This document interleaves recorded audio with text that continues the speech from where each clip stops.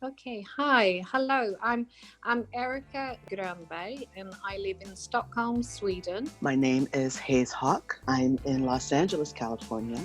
Dr. Professor Sudha Reddy in India. My name is Elke. I'm a midwife in Anchorage, Alaska. My name is Hannah Freiwald. I'm originally German. I've been living in Guatemala for the last 31 years. My name is Hannah Darlin and I'm Professor of Midwifery at Western Sydney University in the west part of Sydney, Australia. My name is Debby Engelbrecht.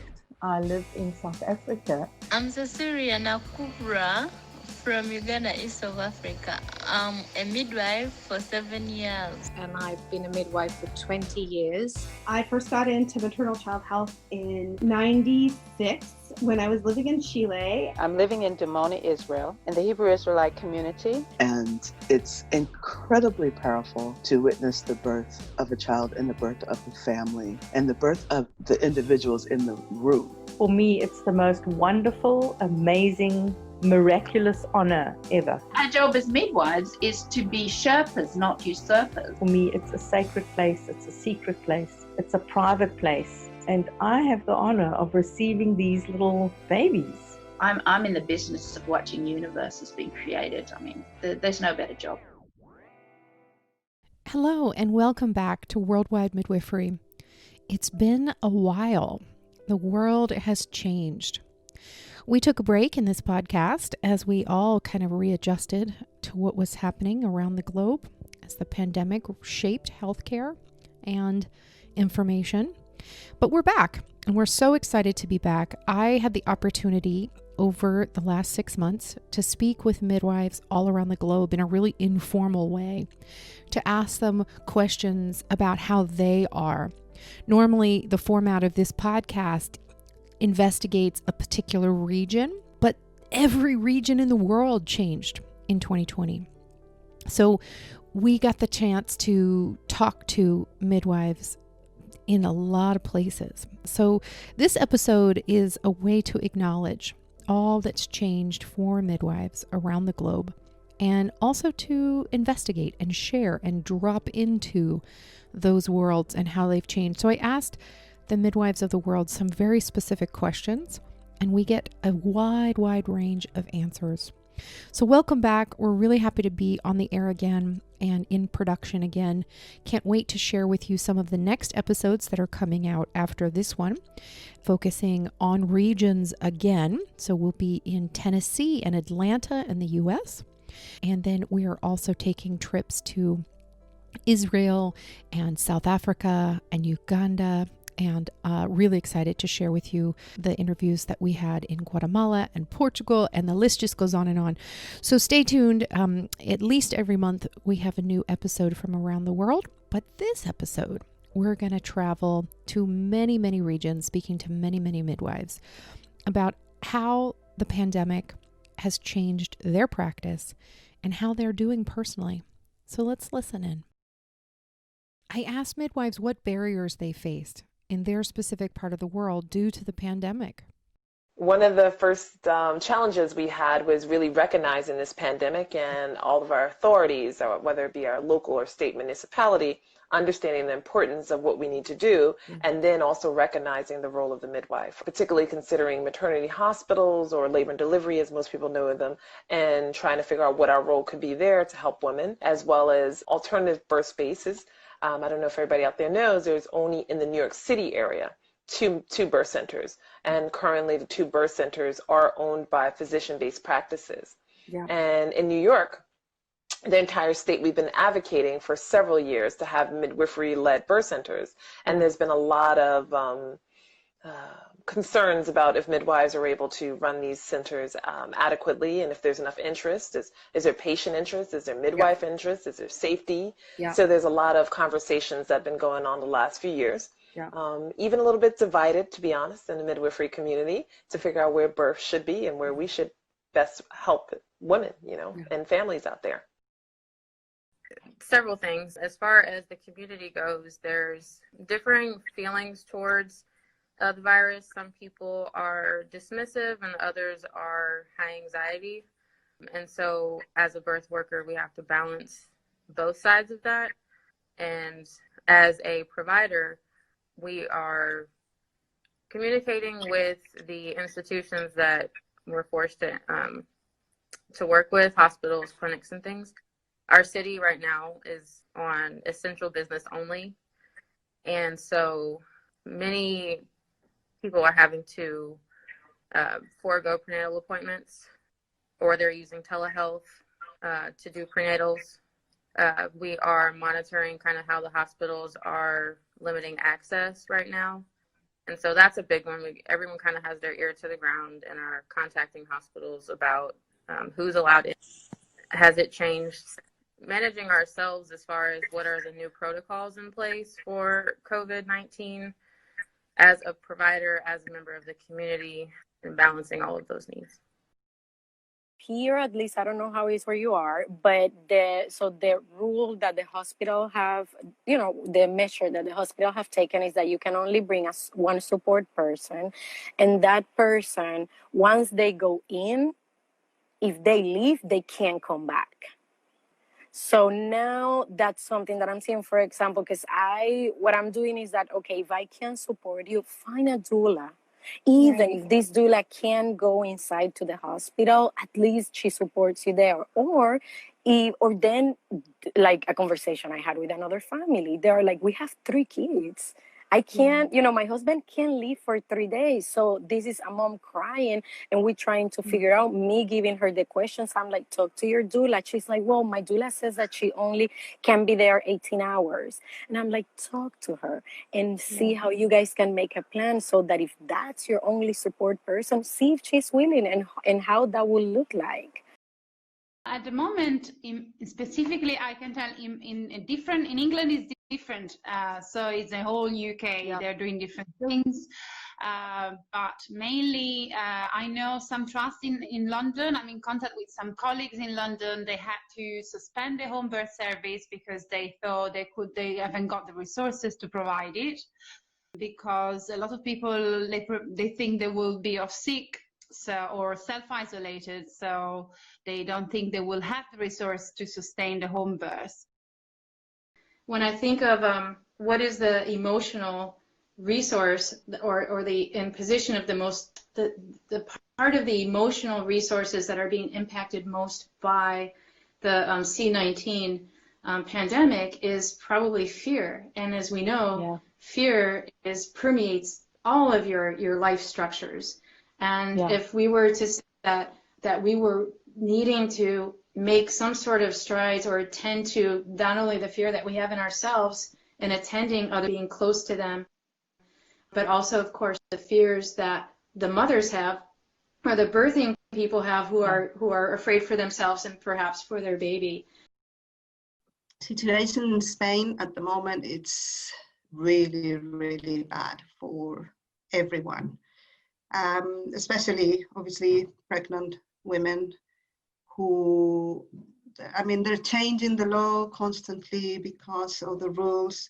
They say they have to give birth on their own. Then, obviously, they complain, and then they say, okay, you're allowed to have someone, but not in the ward. But if the person coughs, and it depends on each hospital. There are hospitals where they are doing, and they call it virtual skin to skin, which means they take the baby away and they put a tablet in front of the baby and give a tablet to the mother. And it's like, well, that's not a skin to skin, that's nothing. It's just really crazy. So it's really, really bad. The home birth midwives, many of them are working, have stopped attending home births and have joined the hospitals. And there's also, in Spain, you have to be a nurse to be a midwife. So a lot of the midwives are actually being asked to go and work as nurses in the improvised hospitals that they've done. And they are actually accepting this, which means women are completely being left. We're having a lot of people call and inquire about home births now. About a week before this corona sort of hit Cape Town, we've been having well, not a week, but the period, the last few weeks, all the obstetricians have withdrawn, the private obstetricians have withdrawn their support from the independent midwives. From basically, if I attend a woman in labor, our backup is going to be the state hospital, which nobody wants to go to. And especially now, nobody wants to go there. But there have been reports coming through on groups saying that doctors are saying to their clients, sorry, you can't have an elective cesarean, labor at home, come in, have your baby so we can get you out of here as soon as possible. The other thing that's happened is no partners and no doulas, and so no birth support. And I think that is scaring a lot of women into changing their mind and thinking about what they should be doing and different ways of birthing. One needs to get creative. But not all of the hospitals doesn't let doula go. We have some good hospitals that nowadays they're starting to let some doula come inside. But for example, they are not open for all kind of doula. Even for me, if they understand I am midwife, and even I want to go as a doula role, they don't let me. Because they think if midwife comes inside, they give more information and support the woman. So women like her, they will leave gynecological services and pays to these doulas, to midwife services, because they like midwife, because midwife gives so much support psychologically, spiritual. But this is the thing that most of the gynecology sectors, they don't like us to enter in their sectors. Seeing what's happening in Italy, I understand that, you know, birth at the end of the day is a natural process. So obviously, maybe it's not in their priority now. They have to protect the rest of the population. But I feel for these women, and I also feel for the midwives, because I can't imagine as a midwife attending a birth in these conditions and having to be screened completely from the woman. Not being able to touch, you know, to support, you know, midwives can be very physical in the way we support women as well. We are very present, holding the space for a woman in mask and gloves and glasses and all the protection. Is so hard. I'm in the city of Los Angeles, which I think everybody is kind of calling the, you know, kind of bomb zone of what is happening here. It's been really, really tough to kind of keep up. I think a lot of people are operating in fear because it's kind of scary, the idea that you go to work and, you know, you can die or you can bring things home to your children or your family, and nobody seems to really know about, you know, how this is all working. How have midwifery practices changed? So the model of care here in Canada is, at least in my practice, every practice differs a little bit. So I'm on call 24/7. So I started on call this Monday until next Monday. In my practice, we work in a team of 2 or 3, depending. So we are 3 teams in my clinic. So I work in partnership with another midwife, and so we share the caseload. So one of us can have a week off, but that week that we are off, we are doing clinic. So for example, I'm on call right now, but my partner is doing clinic work. But because of social distancing, she's doing virtual calls Monday and Tuesday, and then people that need to be seen, we're seeing them 1 day a week. Each team of midwife chooses 1 day of the week. That is with the intention to avoid having people in the waiting room and to decrease the social interaction. People that come into the clinic, they wait in the car, and then we call them and let them know when they can come in. Yeah, and then for home births, we always have to midwife at each home birth. And then we are also screening some people over the phone before a home birth, just to make sure that there is nobody like with COVID-19 symptoms or so. The general feeling is a mixed bag of lollies, bitter, sour, sweet, and yay! So put it into different groups. There is midwives that have adjusted well. I think I can put my hand up for that, because instantly, just a couple of days after things started to happen, I put my business online live, and reacted to that. But like everyone, I'm far less busy as I was before. Now, what's going up is the group of home birth midwives. They created a group where they do like an emergency meetings for, okay, this woman now wants a home birth, and who can take care of her. So, you know, that is rising. Then I have to say, some of my colleagues are in shock and cannot adjust themselves to be a digital midwife. They will still see women, and maybe they do some more phone calls than they did before. But I think it's different groups. I have to say, some of my colleagues, I can understand, are still in total shock. What am I supposed to do? And, you know, I think it is a process that, you know, and that's judgmental free, because people are just different.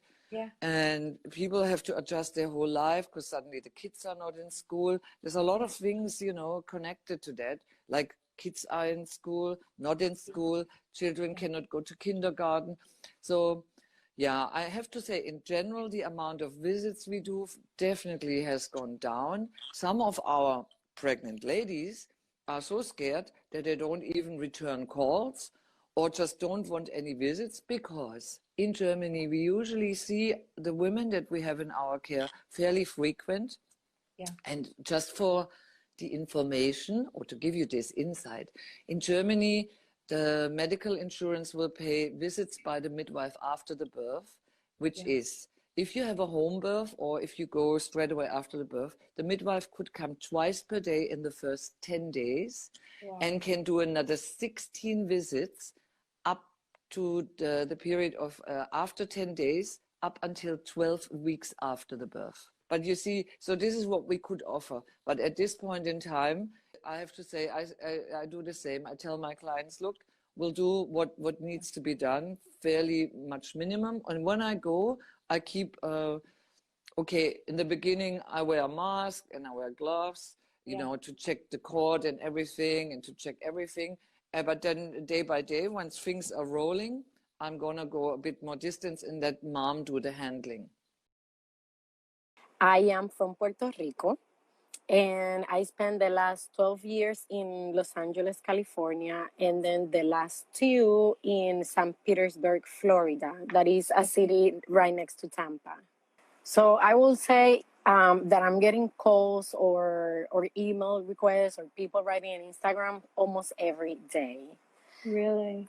Yeah, and in my case, at least in my case, it's a little bit frustrating. Like I say, sometimes frustrating, sometimes no, because I knew, for example, I'm a community midwife, so I have a solo practice, and I'm also a mom of 2 children. So for me, right, to have a right balance in my life, I already, before I opened my practice, I decided I'm only going to see 2 home birth families a month, maybe 3, when you have all, but usually you're not going to receive all this amount of calls, right? You can keep it low, or there's other midwives to take them. It doesn't make you feel bad, right? Exactly. But that changed. Now it's different. Yeah, now it's different. So that changed. So I'm receiving calls from, you know, like, and then that's one thing. The other thing is a lot of late transfers, you know, people that are 36, 37, 40, 41 weeks. I had a mom that called me and her due date was in 3 days. And then something that I'm seeing a lot of it is that, let's say the partner, the mom, make the phone call, you're talking to her, she's worried, she cried, she's like, I don't want this, I'm committed to this. They go through the process, and then the partner says, no, I do not feel comfortable. And that I'm seeing a lot. And it's very emotional and it's very hard because, you know, we are in a situation as midwives, we believe that is every person's choice to choose the location of their birth. So I'm here, but I can't convince anyone. I can only sit and answer questions. I can't convince anyone. Yes, we have changed our protocols in a number of ways. When our families are still pregnant, what we would do is have more televisits. We've written a new protocol where they would have televisits every trimester, and then at 37 weeks, they would have weekly visits until they deliver. And when they have these visits in between, like you would do 4 weeks or something like that, it would be televisits. So we are using 2 different apps to either, if talk to the patient with a video, or if not, because some of our families don't have access to that, a normal phone conversation, you know, to still meet the needs. And in between, thank goodness our EMR has a patient portal where they can call the office and have questions answered. So that's what we're doing while they're still pregnant. We're also encouraging people to stay in their car, to call us when they're closer, taking temperatures when they arrive. And basically when they do come in for an in-person visit, then we're just listening to the heartbeat and basically taking whatever labs need to happen and fundal height and kind of getting them in and out within probably 5-10 minutes. And then again, calling them for any follow-up and rescheduling of appointments and not letting them sort of stay in our office space because, you know, the longer you're around somebody or closer you're with them, more likely we can maybe transmit this virus. Yeah. And when they're in labor, they would come with their labor support person. We ask that they bring additional garments so that they can change out of whatever clothing that they're in. Of course, take temperatures. Of course, ask all the signs and symptoms. If anybody does have any temperature, of which we do take, then they're asked to leave. We're taking temperatures every 12 hours on any person supporting them. We are wearing masks ourselves. Our owner, Dr. Verdiano, managed to, I don't know how, she worked a miracle to get some for us, because you know there are short supply in New York and it's hard to get. Even if you have cash, they're all back ordered, or there's other people sort of price gouging or whatever is happening. Who knows what's going on with this. Yeah, but you got some.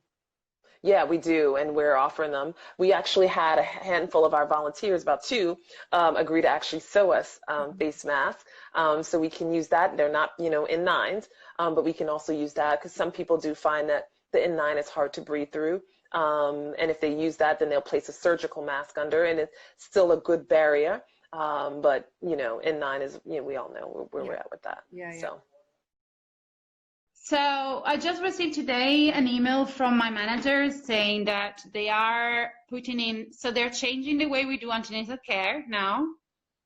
So women have been advised to limit the content. We are not on lockdown in England yet. So people are allowed to go out, although elderlies and pregnant women, they are advised to stay home as much as they can and just essential appointments. So antenatal care is considered essential appointments. We do have 2 plans in place. We have a plan A and a plan B. The plan B, we don't know when it's going to happen, but the plan A will happen from, I think next week. And basically we're going to try to do some phone consultation, general informations like healthy, you know, lifestyle, all these kind of things that can be done at the phone. And we will start to follow them. Obviously, we will have to see them for the bloods and the daily scan. I know they will shift from the combined test to the quadruple test because we're going to do it at 16 weeks. So they're going to have scanning once. And then from when we have to start to measure the fundal height, we're going to start to see them more often. And then the last trimester, obviously, they will be seen face-to-face each appointment. That is not going to monitor the blood pressure. But I think we're not going to see, there's some appointment will be missed. So they will have less appointments. They will still be followed by us over the phone. And if it's necessary, I think we might be able to see them at home, I guess. And then they will have to be responsible, obviously not to come to the appointments in the clinic if they don't feel well. But it's a big change. It's a huge change. And then there's this plan B, which is even less face-to-face, but I really hope we're not going to go to that. Currently live in Vancouver, British Columbia. Right. So the practice that I work at is called Pomegranate Community Midwives, and we have changed a lot of our protocols on what we're doing. Previously, we'd have 45-minute appointments with everyone in person. It gives us lots of time to talk about informed choice discussions, options for labor, birth, you know, having a baby. And that's really changed. So we're doing 5 to 10-minute in-person appointments, and the rest of the appointment is virtual. And then second to that is the scheduling of visits. So we used to see people every 5 weeks, and then every 3 weeks as they get closer, and then every week. And now we've adopted the World Health Organization's prenatal schedule, which is 8 visits, which is different from our usual like 12 to 14 in pregnancy. And then we're doing home visits in the postpartum. We used to do the first, 1 to 2 weeks all at home, and then the rest, the last 4 weeks, we're back in the clinic, and now we're just doing all at home, except for the very last visit. I was a newly qualified midwife. This was in 2002. And I was looking after a woman who was in the high dependency unit because she was HIV positive. I was looking after her. She was 34 weeks, and she was there because she had threatened preterm labor, so they had put them in all the drugs to stop her from going into labor. I was looking after her the evening of the New Year's Eve, and then I went back again on New Year's Day in the morning. I was looking after the same people. And when I went to see this woman, she was in pain. I went to check what was happening, and the baby had died during that time since I saw her last, during the night. So the protocol then for HIV positive moms was a cesarean section. So we didn't have a protocol for vaginal delivery with an HIV mom. So, but obviously as the baby was dead, they were not going to section her. So I looked after this woman. They dressed me up as we can see it now, but for me it was something that was really, really hard because I could see, she couldn't see me. I had the mask, the goggles, the hat, the gown, and she was on a morphine drip, so that she was a little bit off what was happening. And what comes back to me the most is the image this woman had of like such a difficult, sad, painful situation, and the person who is, you can't see their face, you can see their, I don't know, their smile, you cannot comfort her that way. And now this is happening to almost everyone. And for me, it's like out of my career, it's been like the hardest moment. And it's not because it was a dead baby, it was because I was covered all over. Because when I've looked after families with a stillborn, it's different. You can communicate. You can see their face. You can hold their hand. You can, I don't know, give them a hug and cry with them. And that was the main reason why it was so difficult, because I was stressed. It strips your humanity. Totally. You know, everybody where I live is starting to make their own hand sanitizer and kind of go back to basics and look at their disposables and look at just the practicalities around being in people's houses. So obviously we're asking, is everybody well? And it is going to get to a point where we're looking after unwell people. And at that point, and we've really only started talking about it in the last couple of days, what do we do? Are we prepared to do it? What do is this baby being born and the first thing they see is a mask and a person in a zoot suit? I don't even know what they're called. I call them a zoot suit for what? Hams out or something? Yeah. You know, what kind of trauma is that going to lead to with these babies in 20 years' time? That's the first thing they see. I don't even have the brain capacity to deal with that right now. But yeah, it's protecting yourself. So, you know, do you take a lab coat? Do you wear an outfit over the top of your outfit? Do you take a change of clothes? How do you protect yourself in this situation when you're not in a facility that has hand sanitizer on the end of every single cabinet and so forth? We have pathways in Australia. So we have consulting guidelines and we have categories. So unfortunately, women are categorized into A, B, and C. So A is a green light, B is an orange light, so to consult, and C is, you know, a big red sign, which, you know, sometimes they also can be about consulting. And they're pretty strict. Here in Oaxaca, Mexico, everybody says hello with a kiss and shaking hands, you know, the kiss on the cheek. And so that was one of the first things we put out a communication to all of our families and said, you know, don't be offended if we don't hug you and kiss you when you come in. It's just we need to start taking these measures to protect us. And we want to make sure that we're protecting y'all. I was inspired by the doctors and nurses that go to work. And I feel like maybe everybody isn't called to do that right now, to kind of work through this pandemic. And that's totally okay. Everybody has to do, you know, what they have a piece in their heart about. This is like a time for us to hold on to our faith, whatever faith that is that people have. And, you know, all faith is a little more fearless, and more, there's peace that comes with faith. And so I think that, you know, it's really a time where we just have to grab hold of that. Otherwise, fear will just get the best of us. And it's difficult because we're givers. You know, we are the givers. We are the mamas. You know, I've been called a mom wife by many of my mamas. And so how do we bring to the table that peace that the mamas need? We can't really fake it. I also really wanted to know about the midwives themselves. So I asked them, how are you taking care of yourself?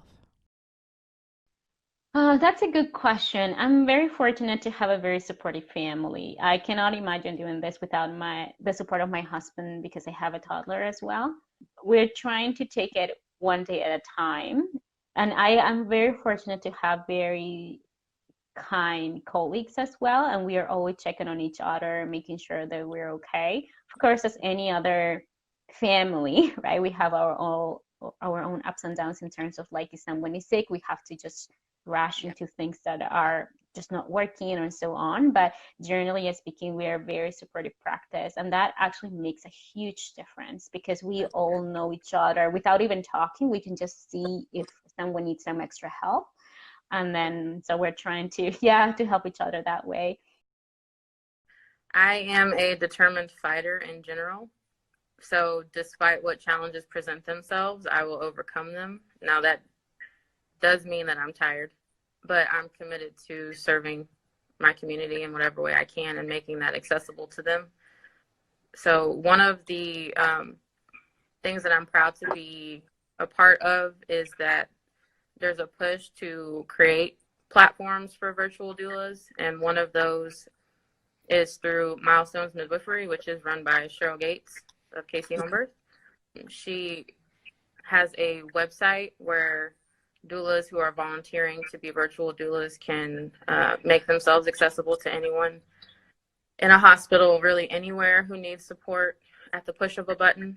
And so that's virtualdoulas.org. And I'm interested in creating a similar platform that focuses on Black women and providing that culturally matched care. You know, I think what helps me personally is believing in a higher being. And I am doing exactly, you know, whatever the precautions are that we need to be taken, that the medical community is telling us, we're going to do that. And then we just got to leave those little details that we just can't possibly control everything. We got to leave those to that higher being and say, you know, we're here trying to serve others, and we'll let you take care of all those little gaps that are in the way. So. Well, first of all, I try to limit my time, the time I spend on social media, reading about disasters, because it's a constant, it's negativity, and we have to be realistic. Obviously, I'm not in denial, but I feel I don't need more information. I can, if I dedicate, let's say, half an hour a day to the coronavirus situation, that's enough for me to gather the information I need for the day. And then I can make space on my day for other things like taking care of myself, because I think as we are birth keepers, we need to look after people, but to be able to look after people, we have to look after ourselves as well.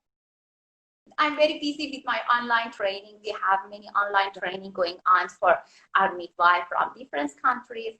And I'm doing remote management. My company is It was supposed I traveled last month. I traveled to Iran and to Georgia for my business, carrying my business. But because of the Corona, I'm managing everything through online. It is so lovely. I have online meeting. I have online training, online conference. This was good rest for us. I really wanted to understand the pandemic response's effect on socioeconomic and disadvantaged peoples around the world, and specifically how racial inequities or difficulties that they were facing and how they were addressing those. The access to home birth for women of color and Black women in Kansas City is pretty limited. We don't have a Black midwife in our community yet. There are several of us who are training right now, but we don't have a certified midwife yet. We're trying to educate the community on the options available to them, but it's a different climate. There are so many people here that live hand to mouth, and so I think that, you know, you see all these people like saying like, don't open the borders, don't let these people, like, we need to stay in our houses. But then you also see the people that, you know, yesterday was our day to go out and buy groceries, and I would say there was probably a quarter of the amount of people that you usually see on the streets buying groceries, because you know what, they don't have money to buy groceries. And so that is really unsettling to know that, you know, the people that sold empanadas in the street, or the people that sold, you know, coconuts or whatever it was, that they brought that money home and that was what they used for the next day. They don't have that opportunity. And, you know, I know that people are different governments are trying to help and send money, but, you know, here in Ecuador, I think that they were giving out like $50 or $60. It was like a one-time thing, which, I mean, there are people that make $50 a month, and I think that would help. Any amount of money is helping. However, like you said, what's the end game here? You know, because I think, unfortunately, I don't know. And I think, you know, our family is here. We're on our property in Ecuador, but our property is completely undeveloped. It was just a piece of property. We didn't have electricity. We didn't have water. We didn't have, and luckily we have our RV that we travel down here with.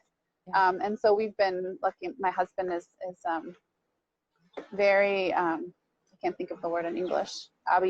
He can do a lot of things, and so I'm basically married to MacGyver, and so he's been able to fix a lot of things, you know, in the interim, and that's great. But I think about all the people that this is temporary for me, you know. But what about the people that never have electricity and don't have running water ever, you know? And that is it makes me question, you know, and the people that say like, I don't want to leave my house yet, it's not safe. It's because they're not worried. They don't have food instability, or, you know, there's not 10 people in a small one-room house or whatever it is. And so I think it's very easily for us to say, yeah, we all should stay inside. But that's those of us who don't have to worry about what we're going to eat for our next meal. Yeah, I'd like to, as I was thinking about this, Augustine, I struggle a little bit with this idea of a low resource setting, because we have in our mind's eye this idea that there are a group of people who are in a birthing story is unfolding, and certain things are not available to affect the best outcome. Okay, so that's sort of, I guess, the premise. But maybe if we reframe that just a little bit, and we think about, and we kind of turn it around a little and say, if we were to look specifically at and embrace the power of certain assets, I'm not sure that even Sierra Leone would be considered a low resource setting. So it's the idea that there are all different kinds of ways to be poor. All right, we can be poor in spirit, we can be poor emotionally, and we can be physically, you know, bereft. So what I was thinking about was this idea that if you take your, if you look at the resources as very, very holistically, in the holistic sense, if there's kind of the trinity of holistic care, and that's going to be the physical self, the emotional self, and the spiritual self. And if we look at each of those individually, even from a birthing perspective, I would be hard-pressed to say that folks in Sierra Leone are in a spiritually low resource setting. I would be very hard pressed to say that the people that I know in Sierra Leone, like we're just using them as an example, would have a low emotional or community support resources. I would say no, that's not the case.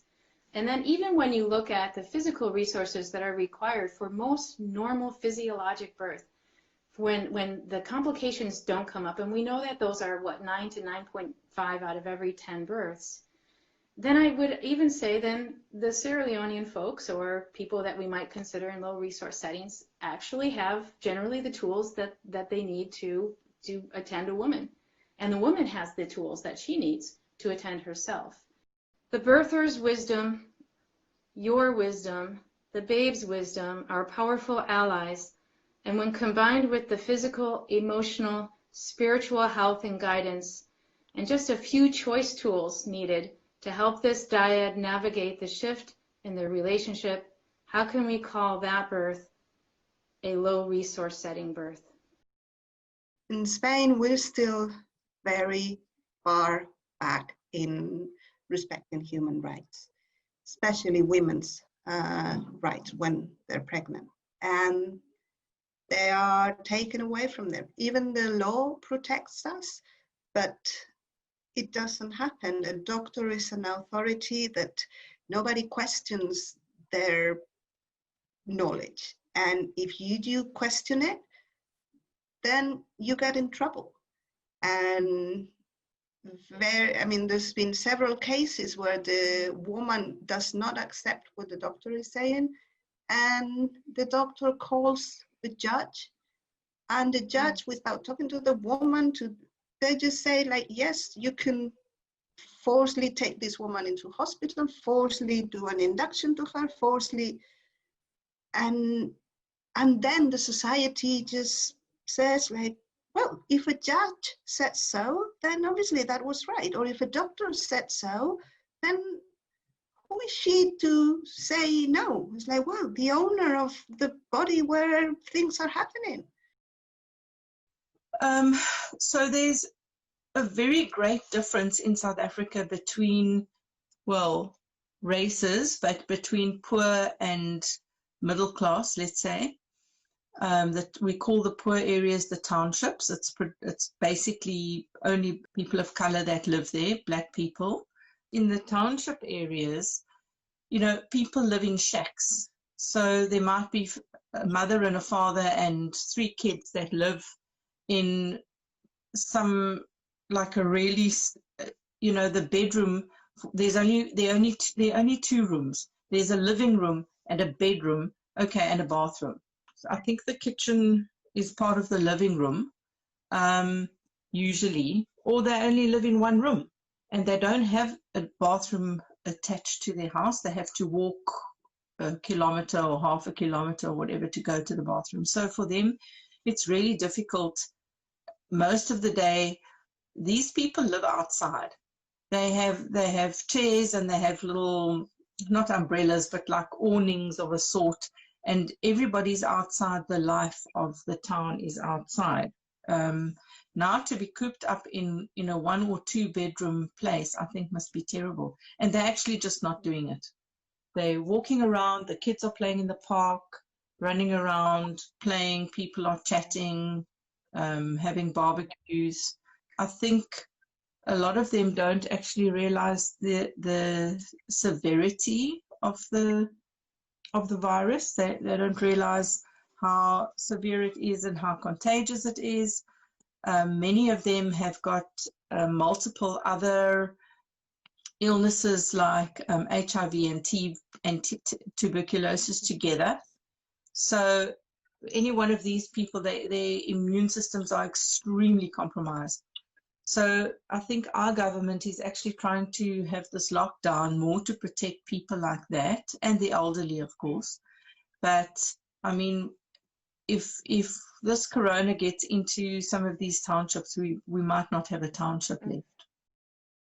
60% of India population, what I found through this new rate, they are in poverty and they are living in rural area. So those people are not even educated or privileged to understand the benefit of social distancing. It's very difficult to teach them, but I think India government knows how to behave with them, because for me, even when I was going for a small village tour for training and visiting mothers, I could not manage those populations. Even for a small time, for 2-3 hours, I was spending time there. But I think India army or security, they know how to manage people here, or maybe they have some I don't know how they have some techniques to manage these people. It's really difficult. I'm in Los Angeles. I have a very diverse population, very diverse. It's difficult with students. Some of them come from environments that they can't even possibly imagine what it's like to get into the heart of these people, you know, but we need to be people. We need to be people. We need to love people where they're at, and we need to shut up sometimes. And that's what I tell the students, like, just shut up. You know, I have some people who are really afraid of white people. They don't feel comfortable around white people. And I have white students. So I say to the students, like, you are the white person, the right white person who's going to teach this person what you represent is an awesome, loving person that accepts them, and that color is not where hate comes from, right? You are I had a Muslim and an Orthodox Jew in the waiting room at the same time waiting, because neither of them could go in and see their wives birthing. I think that, you know, we are the ones who are giving the opportunity for people to love each other. This is such an important time for us to love people and help them feel trusted. And I say that to my students. Like, I had one that was much older, and she looked white, but she's actually Puerto Rican.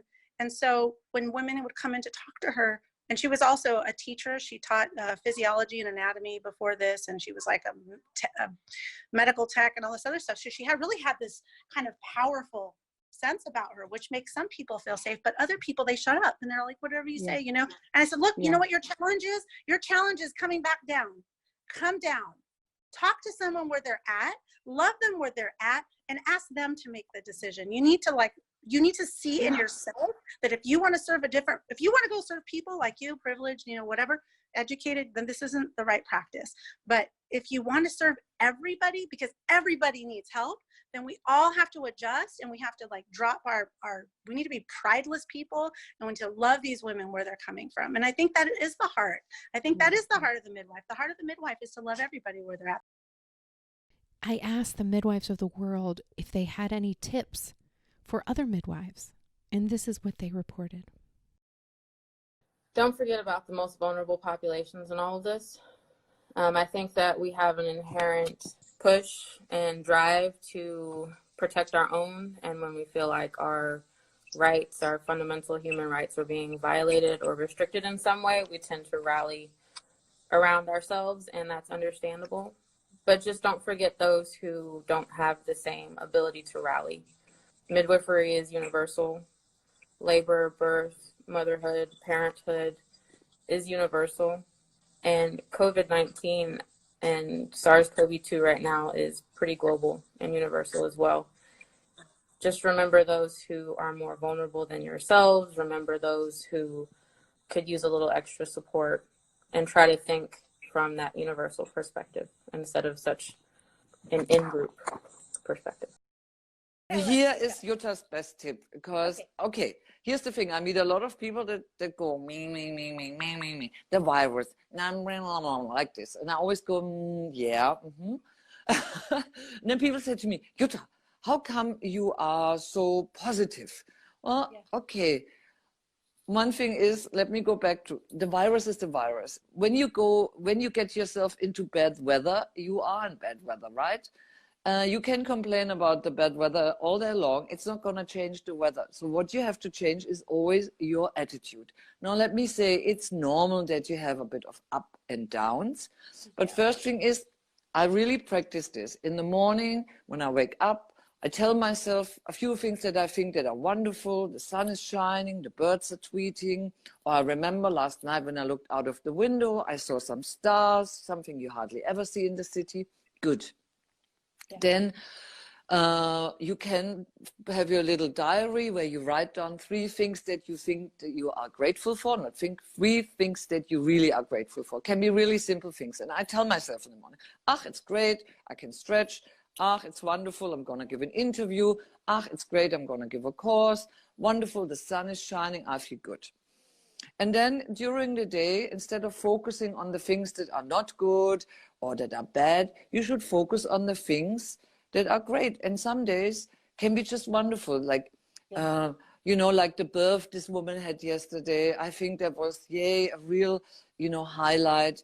Then I've been running a class. People were so happy and told me, then sent me emails saying, Jutta, I had such a great sleep.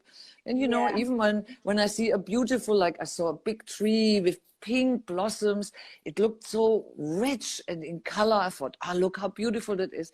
So these things are the things how you change your mindset. A mis amigos en Perú y a mis colegas en Perú, les mando un abrazo muy fuerte y quiero decirles que todo el mundo estamos viviendo esta crisis de una manera muy distinta. Pero quería decirles de que mi corazón y mi mente siempre está en Perú y con mis colegas, y vamos a salir de esto demostrando que las midwives en todas partes del mundo, o las obstetras, parteras, matronas en el mundo, somos una parte importante en la cadena de salud. I would just start with the hand washing and maybe even just wearing the mask. We have bought literally these white suits. I don't know what you officially call it. I would refer to it as a painter's outfit. And it's a little cold and callous, considering that most of us midwives want to be close to our patients. We want to touch them. We believe in havening and softening, but we also have to be protective. And I like how my midwife friends have said that if we're not whole, then how can we be whole for others? So we have to first start with making sure we're healthy. I would definitely say to start going to some of your agencies that you work with, whether it's your local chapter, your national agency. I'm quite sure their website has developed tools. In New York, to be honest, I've had people, even outside of midwifery, some social workers that we are connected with, send us links to different articles so we can stay on top of what's going on. Just sort of be connected in social media, because people are telling you a lot out there. Or, you know, nowadays, really Google, you know, you can start by reading that. I am surprised at some misinformation that's out there, how, you know, people are thinking that we can still use a little bit of alternative remedies. Don't get me wrong. We can definitely use some herbal stuff to boost our immune system, but that shouldn't be our first line of, you know, dealing with such a communicable disease. I am a proponent of boosting our own immunity and getting ourselves ready. But when we're talking about this, we need to be a little bit more based in science and understanding the transmission and how we really need to treat those symptoms, which sometimes certain herbal things can be. But we can't just say, you know, we take one pill and we're not going to get COVID. You know, like vitamin C, it's not going to stop COVID. It'll help build you up. So if you do succumb to it, but it's not a, you know, an immunity to never get it. What has worked for me and what has been really helpful is the support of my colleagues. So we at Pomegranate are usually 3 teams, and we've kind of notified our clients that we're kind of forming into one big team.